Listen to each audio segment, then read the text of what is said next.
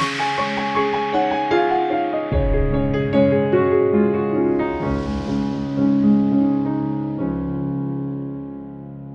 am very happy to speak with you to tell you the best of my knowledge regarding how can we improve the immune system, especially during this pandemic of COVID-19. First of all, a few facts which are very important to understand the whole concept of use of complementary medicine in this situation. Let's look to the statistics.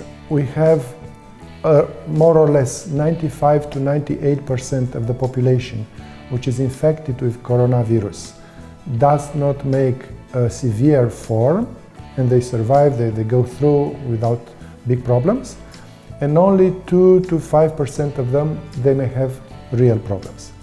So when you think like this, you need to think why 95 or more of the population can go through the virus, why the other not. The other which are not going well through the epidemics, which are having complications, we know from statistics also that at least half of them, they have either many other diseases, especially related to cardiovascular system, obesity, diabetes, or they are taking non-inflammatory drugs or other medicines which are decreasing the immune system powers, or they are younger people, can be also younger people like adults, but they are under huge stress, or they have other emotional problems, or they do not sleep well. So, coming back to the 95% of the people which are okay, we must put these questions. What are the reasons why these people have no problems? And we will go soon to the idea of the immune system. Not only the immune system, the whole body. So how reacts the body in this 95% of the cases, and how it reacts in the other complications phase. Okay, so let's speak a bit about the immune system as an anatomy of the immune system and the functioning of the immune system. So for the anatomy, we know that immune system is mainly based by the white blood cells, by the leukocytes, which are produced in the bone marrow, in the red bone marrow, so deep inside our body, and then they circulate all over the body. They are staying in special areas in the ganglions, lymphatic ganglions, where they are trained, like our military forces, and then they act against all kinds of things, not only against viruses, bacteria, parasites, fungus, but also against dead cells, or in situations where it's a trauma, some diseases, some cells are destroyed, so the immune system comes to clean the area. So there are many functions of the immune system.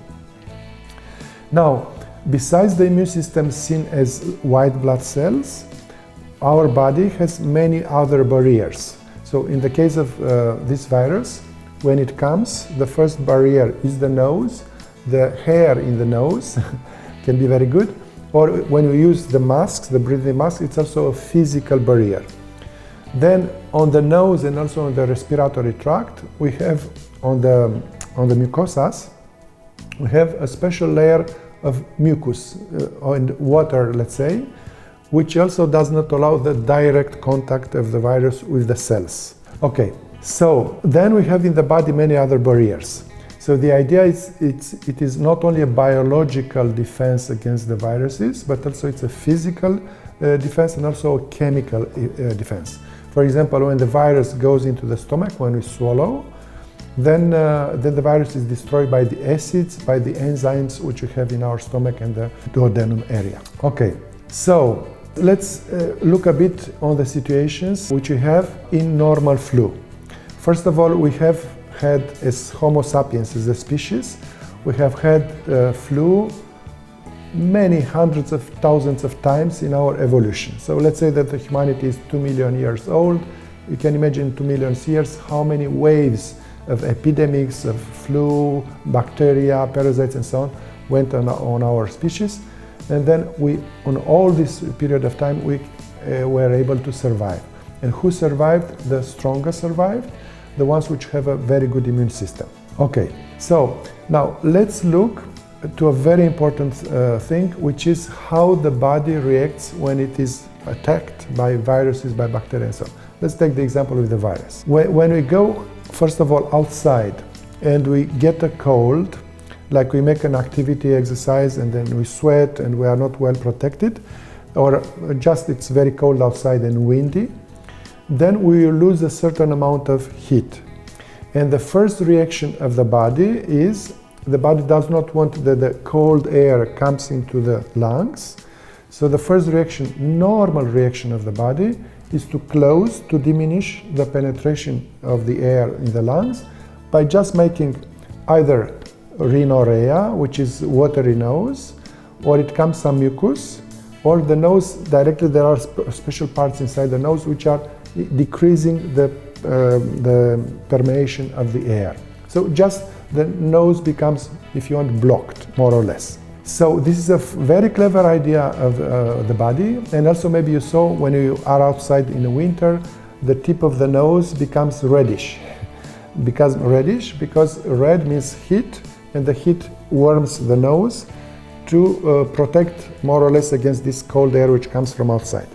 Now, there is a big mistake made by, unfortunately, many people to unblock the nose too soon. So there are also remedies in the pharmacies. You put nose drops with adrenaline, things like this, to open the nose brutally, which is not a good idea. Because if you open the nose too soon, then the cold air will enter into the lungs. Even the air from the room, like now we have here, it's a cold air in comparison with the temperature in my lungs, where I have 37 degrees Celsius. Okay, so we should not blow out the nose, but only if it's really very mucus or very watery, and we should do it very delicate, so not brutally, not noisy, but very, very slowly. We press on one nostril, then on the other one, very, very slowly, and we just touch the nose with the papers special for the nose, and then this is it. And in order to unblock the nose correctly, we need to increase the heat in the body. When the body has enough heat, then the body itself says, aha, okay, I recovered the heat which I lost outside, and then this heat will come and will unblock naturally, physiologically the nose. So I do not need to use brutal things or chemical drugs and so on and so on. Okay, and we will discuss more about what are these techniques to heat the body a bit later. But then let's go to other concept. The immune system, as I said before, it's made in the bone marrow and so on. It travels all over the body. But a very important concept to understand here is that the immune system depends entirely in its functioning on the other organs and systems in the body. So vaccination, it's a good idea when it's correctly done and it's very specific against the virus, but it's by far not enough, because the immune system needs very good functioning of the nutrition systems, digestive system, no nutrients, no substances needed by the white blood cells to make antibodies and so on and so on.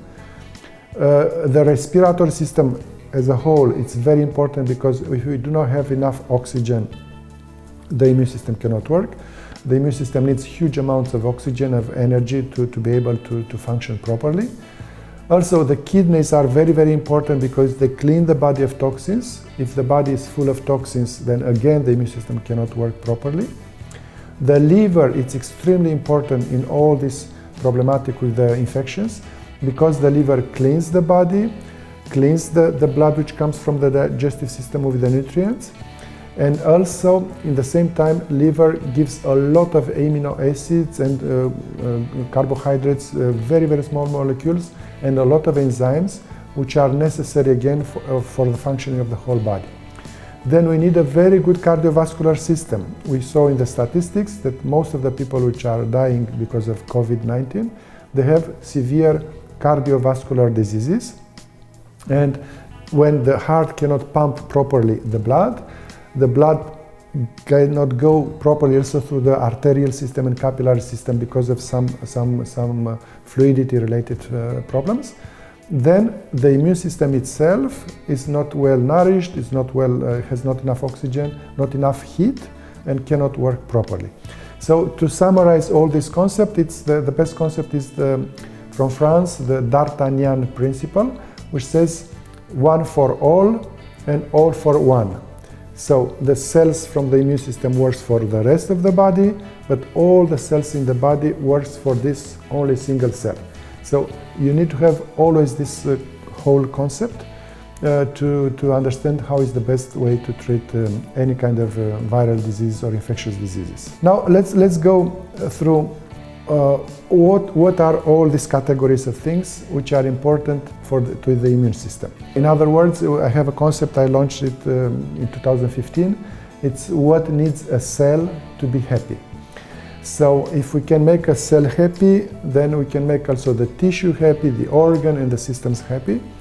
So basically the idea here is that we need several categories of things, and we need all these categories in good quality, good quantity, at the right time, right moment, right place, but also simultaneously. So the idea is that if any of these categories will be missing or will be low quality, then we can get in trouble. So that's why we need to think globally, in our case, in our body, or holistically. Let me start with the oxygen, or with the air. First of all, the air must be as clean as possible. Now, most of the people are isolated in their homes, in their apartments. So it's good to refresh the air every 30 minutes, just open largely the windows and get fresh air inside. And this will allow the fresh air with enough oxygen, of course, to come inside. In the hospitals, when the situations are going worse and worse, you saw many doctors are using oxygen for breathing, which is a very good thing. Now, the air must be clean and rich in oxygen. Good. There are devices which are cleaning the air, technical devices, but also we have in beehive products in the apitherapy, devices which are propolizing the air, and once propolis, the volatiles from propolis, or for essential oils like in aromatherapy, are coming to the air, they can block some of the viruses, bacteria, spores and so on, which are floating in the air. So this is a very good idea, and also it's good to keep essential oils on your heating systems, to have inside the air all these aromatic components. Okay, then a very important concept here is, generally speaking, the protection of the body against all possible enemies. And we have several categories of enemies. We have biological enemies, like viruses, bacteria, fungus, parasites. We have chemical enemies, which are pollutants, residues from our own functioning in the body.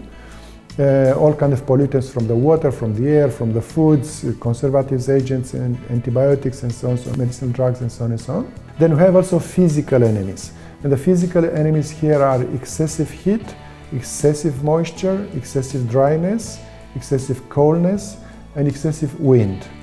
So against all these factors we must fight, find the best ways to fight. And also we have another categories of enemies, which are our own thoughts, or thoughts which are induced brutally by the stress which is outside. So basically are the negative emotions.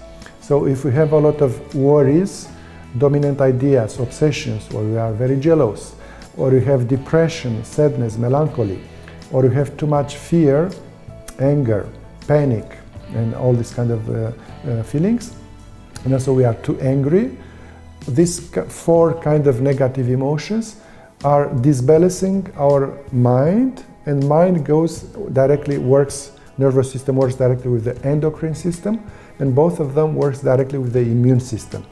The scientists are already knowing this concept. There are big books on psychoneuroimmunology, and basically the scientists are saying that when we are depressed, the power of the immune system goes at least 50% down. And one very simple explanation is when we are depressed, we breathe slower, we get low amount of oxygen, lower than before, and then the immune system, the white blood cells, cannot function properly anymore. Okay, so Coming back to this concept of protection, now specifically in the COVID-19, the idea is when the body is attacked by several microorganisms, which are bad ones, pathogen microorganisms, then the immune system is overloaded. So if we can find friends or allies of the immune system to block these other bacteria, microorganisms beside the COVID-19, the virus, coronavirus, then the immune system is very much helped. It's practically like in a war, in a battle. Remember the Napoleon battles? He was always asking for reserves, for helpers from other kings, other people which were around to have a stronger army. And when he was kind of losing, he was asking for a new help. Now, coming back to our immune system, we can keep under control this pathogen, possibly microorganism, if we take enough beehive products, if we take medicinal plants which are killing the viruses. You see like a big book here, published first in the United States and then in Germany here, this book. There are so many plants which are acting against the viruses directly or indirectly. So just another concept here, the scientists are knowing, they know already, they made measures. We have like 10 times more bacteria, parasites, fungus, viruses in our body, in our gut, especially in the large intestine, but also on the skin, on our mucosa, everywhere. So 10 times more microorganisms than our own cells. Now, the big question is when you see 1 to 10. So I am practically a colony of bacteria and microorganisms. And who am I? Where am I? Okay, so how come I can function, I can be healthy and work and travel and do all kinds of things when I have so many other microorganisms? And the short answer here is the immune system. So if I have a strong immune system, then I can keep under control all these microorganisms, and then I can be healthy and happy and working properly. So in coronavirus disease, in COVID-19, it is like mandatory, in my opinion, to have all kind of helpers. And I give you another example here from Turkey. In Turkey, they made a study on calves, small young calves, 2 groups. One was feeding normally, and the other one was giving, they gave to this group propolis. And then they looked how they evolve, and they saw that the group with calves which have been fed with propolis grew faster, better, shinier, healthier than the other group. And at the beginning, the scientists were a bit puzzled, how come, what is happening, because propolis is not a food. Propolis has very small amounts of minerals which can be considered as food, but they are just trace elements. So how come these calves grew better and stronger? And the explanation is that propolis, in this case too, has helped the immune system of the calves, and then the immune system did not lose energy and substances in the fight with the normal bacteria from the body of the calves, and all this energy, all these resources were kind of re-coordinated, reoriented towards the growth of the body. So this is the same thing in case of infectious diseases. We can either lose energy through non-intelligent things, or you can keep the energy. And here I go to another example. Some people, they think that when they get a cold, the flu, COVID-19 and so on, that they need to eat a lot. And this is a big mistake, because when we eat too much, we eat not properly, the digestive system will lose a lot of energy to digest the food and then to eliminate the rest. And this is a lot of energy which is lost. Let's look to the animals. When an animal, a dog, a cat, whatever, has a disease, an infectious disease, or any kind of disease, probably you saw this, these animals are not eating anymore. They stop eating in order to not lose the energy with the digestive system, but they use their reserves of energy in form of the fats and the rest of the tissues, the reserve in the liver, substances, and so on. So the nutrition should be properly done. And let's go to nutrition now. The best nutrition should be the one which is very rich in those components which can arrive very easy to our cells in large enough amounts, and is very variable. So the idea is that every cell of our body, per every second, it has inside about 100,000 biochemical reactions per second. So the complexity is huge, and the needs of the cells in different substances is also huge. We cannot keep a cell healthy, for example, in a hospital. If in the hospital the patient receives only glucose through the veins, or receives some foods, very poor foods like white bread and some marmalade and things like this, or cheese, which is very insufficient. So the nutrients must be variable from all categories and must reach the cells very easy. So a nice and easy to understand concept here, especially in advanced cases of COVID-19, we need to have like a baby food. So a baby food, it's a fresh food which is very easy to digest. So let's give some examples. The eggs, soft boiled, or even the egg yolk raw from a biological farm, chicken farm, is very easy to be absorbed. 100% of the eggs are absorbed. So not in form of omelette, because omelette has free radicals and it's sticky and it's not very good, except if the eggs are made scrambled eggs and they are not very dry. Okay, then we have the yogurt. Yogurt is also, or the kefir, can be also absorbed 100%. And also the substances, the bacteria, the good bacteria which are in yogurt and kefir are helping a lot our immune system from the large intestine, our gut microbiome, the gut flora, if you want. Okay, so other foods which are very easy to digest are here the seeds which are kept in the water, soaked seeds like sunflower seeds, pumpkin seeds, peanuts, walnuts, any kind of seeds, oleaginous seeds, which are kept in the water from 2 to 12 hours during the night, for example. Then it's washed several times. And these seeds are activated by the water. And then they have inside a lot of enzymes, including telomerase. And the telomerase is important for the health of the cells, of the DNA. And then it's very easy to be digested, okay? Other foods which can be very easy digested are the bee products. In the honey, we have glucose and fructose, it's free already. Honey is much better than potatoes, for example, or the corn, which are well-known sources of carbohydrates. But in the corn and potatoes, we have this starch, which is a long molecule, and the body loses energy to cut molecule by molecule to free up the glucose. So in order not to lose this energy, we can take the honey, which is a pre-digestive sweet from the bees, because the bees are using enzymes to cut the carbohydrates, the long ones. And then we can take it directly. Honey goes practically in 5-10 minutes in the bloodstream, almost without any loss of energy from our own body. Fructose goes passively, for example, just like that. And there are honeys which are having a higher amount of fructose, like acacia honey or honeydew honey, which goes very easy. Okay, then fruits and vegetables, all kinds of fruits and vegetables. And here, during the COVID-19 and other infectious diseases, the best fruits are the ones which are sour, sweet sour, like grapefruit, like nectarines, like apples, sour apples, like lemon juice, and anything which is sour, sour cherries, kiwi, and so on and so on. Why? Because the sour, as a taste, it cleans the body, it cleans the liver very well of the fats and the residues which are inside, and also cleans slowly the blood and the lymphatic system, and gives also more energy, including the stomach.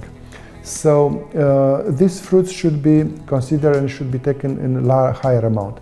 If we take too sweet fruits, for example bananas, banana have a certain kind of mucus. At the beginning may be good, but if you take too much or too sweet, this cools down the body energetically, and this excessive, possibly mucus which comes, is not very good for the immune system. Okay, vegetables, all kinds of vegetables are very good. From the cereals, the rice, the complete rice, it's not the refined rice, white rice, like basmati rice is very good for this. And then we have the fish. Fish is okay. Ideally fish which is dynamic fish, not vegetarian fish here. So fish which is very dynamic, which has a meat which is thinner and which is less fatty. A lot of oils from the fish, it's also very good with omega 3, 6 and so on. All these kinds of oily things from the fish is very, very good. And then from the meat part, direct to meat, so chicken is good, fish again is good, but not so much pork or beef. Small amounts of pork or beef may be good, but not medium amounts, because both have too much mucus inside, seromucoid substances, or they have too much fats like the pork, even if it's like pork meat which has less fat, they say in the stores, but inside the meat there is a lot of fat, and this fat gives energy at the beginning and protects against the cold outside, but if it's too much, then it will clog the blood vessels and also the lymphatic vessels, and this will break the speed of the immune system. Okay, and also the meat, red meat, is very difficult to digest, so it takes a lot of time to digest, and you lose energy to just digesting this food. So it's better to stay on fruits, vegetables, on rice, on yogurt and kefir, on eggs, on egg yolk, and fish. It's more than enough. Yeah. So this should be the diet in this situation. Now, regarding to nutrition also, we need to chew as much as possible before we swallow, not eat very fast. And now, because we stay in our homes, we have more than enough time to chew properly. We must be very relaxed when we are eating, not with stress, not with the TV open, and so on. Okay, now another category, very, very important to maintain the immune system healthy and active, it's of course the amount of water which we need to have in our body. Let's let's look to the white blood cells. They are traveling in our body through the blood system, blood vessels, through the lymphatic vessels, and also between the cells. And this is possible only because we have water in all these systems. So, dehydration, losing the water, being dehydrated, is a very big danger for any disease, not only in case of infectious diseases. And if our blood is dehydrated, we have less water, everything in the body gets bad. And basically, physically, the white blood cells cannot travel. For a white blood cell, let's say I have here from 1 centimeter, it goes from here to here 1 centimeter. For me, it's a small distance. But for the white blood cell, it's like for me 1 kilometer to walk in the mud, in the cold, in an area which is very difficult to walk. So, water is fundamental. Without water, we cannot live. Now, the question is, what kind of water? First of all, it's biological water. Water is the best. Water which comes from the fruits, from the vegetables. We can make all kind of smoothies. And also water which is still water, not mineral water with bubbles, like with carbon dioxide, because they are blocking the duodenum area, the tubes which are coming from the liver and the pancreas. So still water, ideally spring water from the mountains, but now it's difficult for most of us to get such a water if we have not good sources. But biological water is very good. Now, the amount should be as much as is needed to get the urine to be watery, like transparent, very, very shallowy, very, very slowly, let's say yellowish. So if the urine is yellow, it means already we have a dehydration. If it's dark yellow, very strong dehydration. If it's brown, it's disaster coming. So urine should be always like water in the color, transparent, and also the smell of the urine should be very, very shallowy, like ammoniac smell, but very, very soft, not strong. Yeah. So always when we go to the toilet, we should look to the color of the urine. If the color of the urine is like I said, then we are okay. And regarding of the water and specifically on coronavirus, there is a very interesting finding from the scientists. If you look to the virus comes on the nose, but also comes here on the throat. And if we drink enough water, and now specialists are saying that we should drink water every 20-30 minutes, then we'll wash, just physically, we'll wash the virus and we'll swallow the virus into the stomach. And then the stomach with the acids and enzymes will destroy the viruses. Practically, the stomach with this action acts like a vaccination, because the virus, which is initially more or less aggressive, it's split in several smaller parts and becomes like a vaccine. In the vaccine technique, the laboratories which are making vaccines, they use a similar technique. They break down the virus and they give some antigen, some part of it, to stimulate the immune system. We can do the same thing because our immune system is located around the large intestine, around the digestive system, and it can receive these parts of the virus, and like this it can stimulate the production of antibodies. Okay, so water is very important. We should do like 20-30 minutes drinking sip of water, and also do gargling. And here a very, very important factor here is the temperature of the water. Very, very important. Never during infectious diseases time, never drink cold water from the refrigerator or even room temperature water, because the room temperature water, when it comes into our body have 37 degrees Celsius.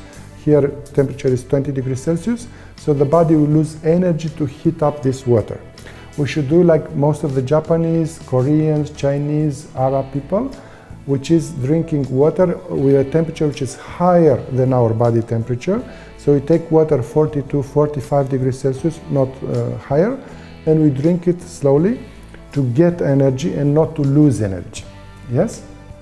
Okay, good. Another category which is very, very important for the immune system and for the health, generally speaking, is the hygiene.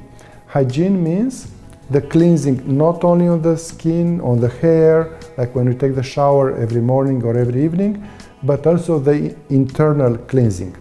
And internal cleansing depends on what we eat. If we eat junk food, we'll have junk food kind of substance in the body, and substances which are very mucous, very sticky, very adhesive, which are blocking the immune system, also in the cardiovascular system, and so on and so on.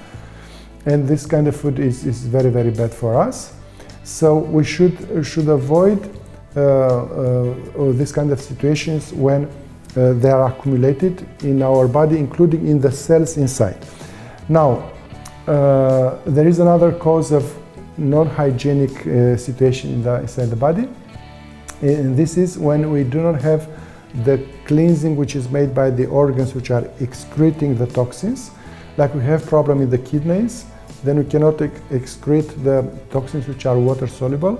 We have problem in the liver, we cannot excrete the water but also fat soluble toxins through the gallbladder and then through the duodenum and the digestive system.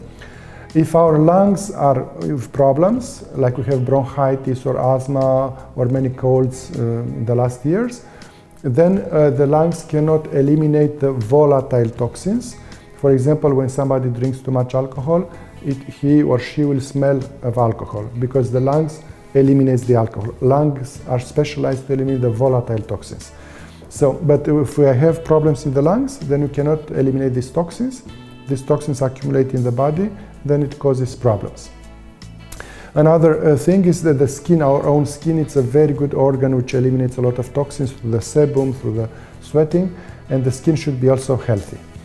So hygiene inside is very important. The worst foods which are decreasing the internal hygiene are the foods which are having this sticky kind of characteristics, like the cheese, like the sweets based on sugar, starch, the gluten, it's also a major factor here.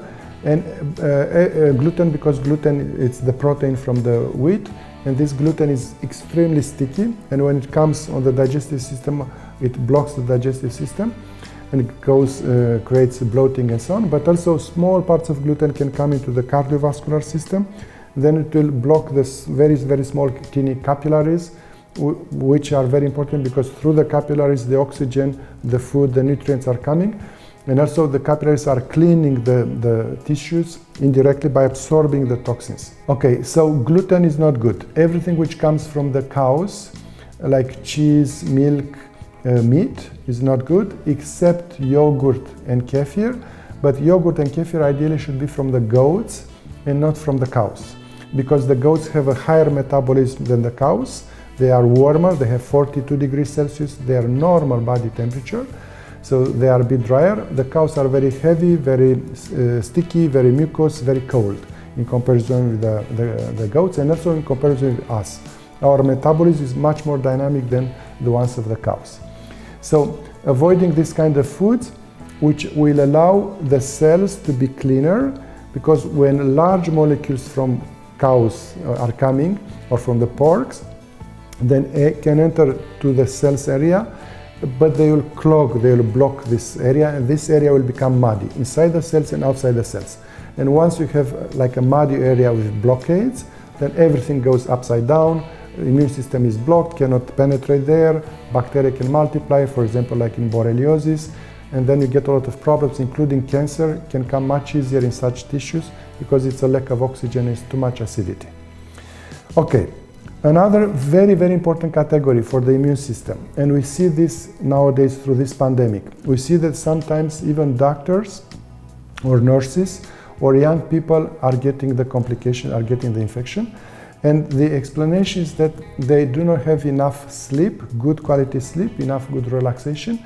And if the sleep is not good, then indirectly the immune system goes down. Because let's remember from the school, we have two types of metabolism. We have catabolism and anabolism. Catabolism is the one which is burning our substances, which goes from big molecules to smaller molecules, burns just the substances, and it's like our daytime when we are having more or less stress. And then during the night, if the sleep is very good, all the body regenerates. So anabolismus means regeneration of the body cells and tissues. And also our brain during the night regenerates and cleanses itself. So if we do not sleep correctly, if we have a lot of stress, if we look too much to the television, if we look only to the negative news, and if we fight each other in the family, and so on, or we complain about the government decisions and so on, this excessive stress will not allow us to sleep properly, and then indirectly we are the ones who are suffering. So learning how to protect the brain and the nervous system by a good relaxation, good sleep is mandatory, it's very, very important. And here I can give you a few advices. First of all, you can ask a psychotherapist what are the best ways to sleep properly. And also, you can use some very, very basic rules. Like, before you go to sleep, take a teaspoon or even a soup spoon of honey, because honey will give enough energy to the liver for the night, and the liver will give then energy to the brain all over the night. And this will allow the brain to clean itself, to regenerate, to be refreshed, and then work better with the whole nervous system, immune system next day. Also, in the evening, do not eat too much food with too much proteins, because too much proteins, even vegetable proteins like beans or peas, will increase the acidity in the stomach. And increased acidity in the stomach means too much fire, if you want, and this too much fire, symbolically speaking, cannot allow you to sleep. So in the evening, it's better to have more vegetables, more carbohydrates, and the proteins, the ones we need, should be more taken in the midday, like in the lunchtime. Okay, another principle here is that after 8 p.m. we should close all the TV in our rooms, no mobile phones, no computers, no laptops, and so on and so on. Nothing electrically should be on, because if we have these electrical devices on and also we look to some light source, like from the laptop, from the mobile, or from the TV, then our brain, our eyes are informing the brains that it's still light, it's like daylight is still there present, and this will not allow our brain, our epiphysis, to create the melatonin, which is giving the order of go to sleep, go to sleep, go to sleep. So the basic rule here is after 8 p.m. no more electricity in the home, in the apartment, and then it is very good to block the penetration of the light into the room by closing just the penetration of the light, and to have as much as possible darkness. A small, very soft music, relaxing music as the background is also very good. We can have a small light in some corner, it's also good. And then this will induce step by step our sleep. We need to go to bed to get already the sleep like 9:45 p.m. to get sleeping before 10 p.m. And here I explain you a concept.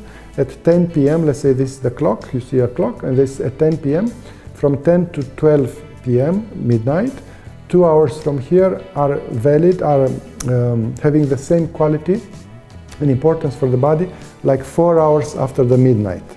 So if we go to bed at 11 or 12 or 1, even if we sleep 4 or 5 hours more than normal, 10, 12 hours, this sleep is not good quality.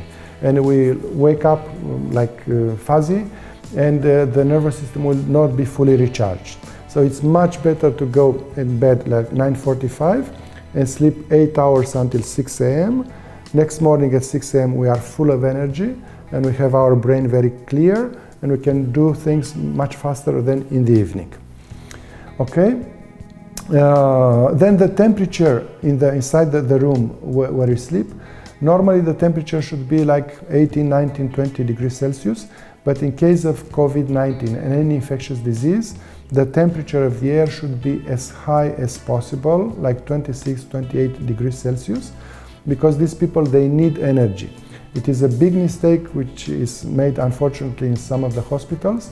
The patient stays in the bed, practically they are naked, all the upper part of the body is open, to allow the surgeons, the nurses to go faster to the perfusions and so on and so on, but which is understandable.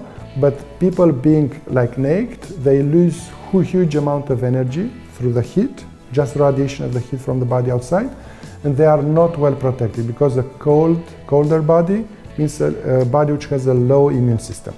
So in these rooms, either the doctor should set the temperature to 26, 28 degrees Celsius, or the patient should be very well covered to not lose the energy, the heat.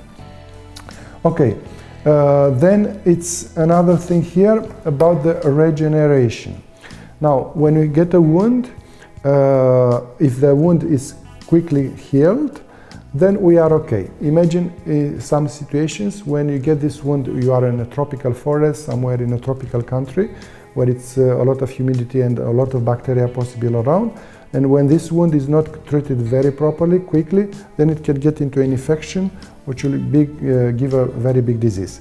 So the concept here is that any time when you have a medical problem, a symptom, a bad feeling, we should take immediately measures to counteract this negative kind of symptom, and not wait by thinking, oh, maybe it will go away from itself. So, and this concept of regeneration, constant repairs, constant regeneration, needs a lot of substances to regenerate really the cells of very good quality.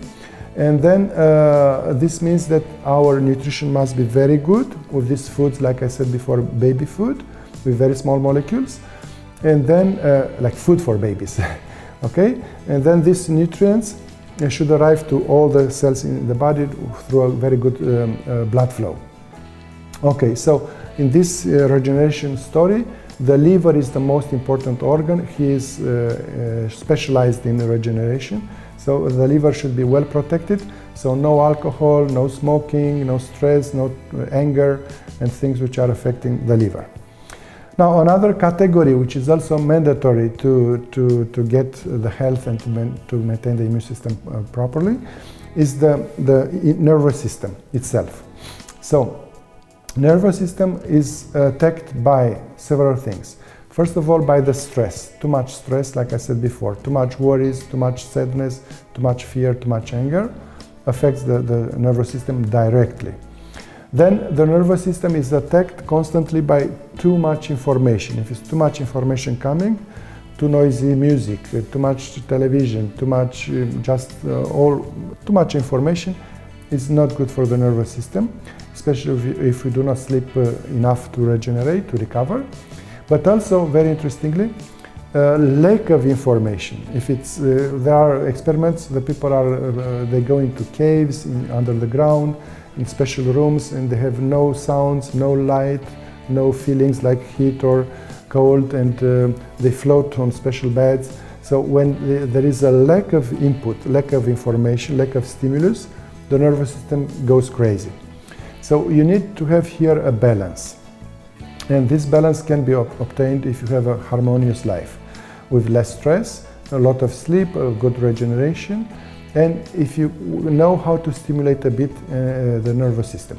Now, nervous system is also attacked constantly by toxins, especially toxins coming from our large intestine. If we have a constipation or obstruction of any cause, the toxins from the large intestine are coming through the liver and going to the nervous system, and many diseases can occur or are helped by this kind of situation. So keep in mind all the rules necessary for the nervous system to regenerate, and I give you one example here. If you have a very good sleep, when you wake up in the morning, you have this feeling of stretching, like the children, they are doing like this, like the dogs, the cats, when they wake up, they first do the stretching, and this feeling comes only if the nervous system have regenerated completely, and the nervous system is recharged electrically, like our batteries from our mobiles, you put to recharge. So when the nervous system gets enough electrons and it's again recharged electrically speaking, then it gives this power in the muscles, because the nervous system is directly connected through the muscles, and then the muscles become tonic. So you have this feeling in the morning. If in the morning you are like this, confused, and you don't want to wake up, it means that your nervous system has not recharged fully. So the best advice is just to wake a bit, go to the bathroom, go to the kitchen, take water, warm water with honey, and then go back to the bed to sleep another 1 to 3, 4 hours until you get this feeling of stretching. Okay. Another category here which is very important is the cardiovascular system. We saw that people getting complications in COVID-19 are mainly the ones which are having heart and vascular problems. So anything which a specialist in cardiology will tell you is good to follow. The medication should be taken, should not be taken out, but also the nutrition should be very good, and all the complementary methods like acupuncture, acupressure, apitherapy, phytotherapy, aromatherapy, nutrition, homeopathy, and Ayurveda, and all these oriental medicines, anything which helps the body and the cardiovascular system will be beneficial.